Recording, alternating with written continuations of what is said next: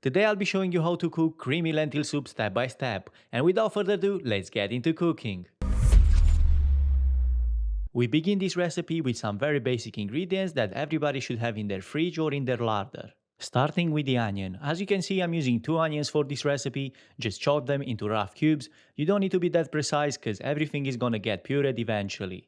Moving on to the garlic, and I'm using 5 or 6 of them, and I know it kind of looks a lot, but don't even worry about because after being cooked, you're not gonna feel that strong flavor.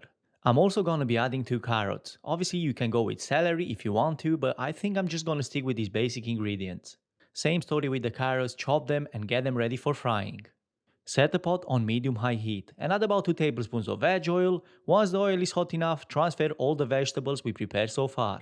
Cook this for about 5 to 10 minutes or until the onion starts becoming translucent. After about 10 minutes, go ahead with the seasoning and the spices. And you need half tablespoon of salt, a good pinch of black pepper, a teaspoon of smoked paprika, a teaspoon of cumin, a teaspoon of curry powder, and half teaspoon of chili flakes. Now that we've added some spices in there, make sure you cook this for about 3-4 minutes so these have enough time to develop. After that, add 2 tablespoons of tomato paste, making sure that you mix in from time to time. You can also consider chopped tomatoes or even fresh tomatoes if you want to. Rinse your lentils properly with fresh water prior to adding them into the pot.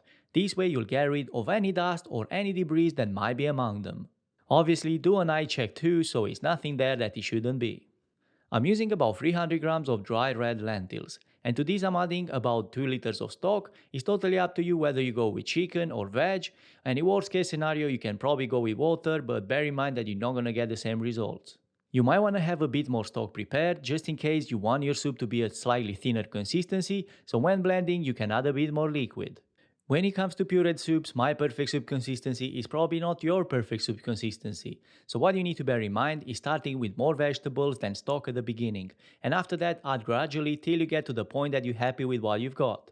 At this point you could add some dairy cream if you want to, but in my opinion just keep it simple with a touch of extra virgin olive oil and a few leaves of fresh coriander.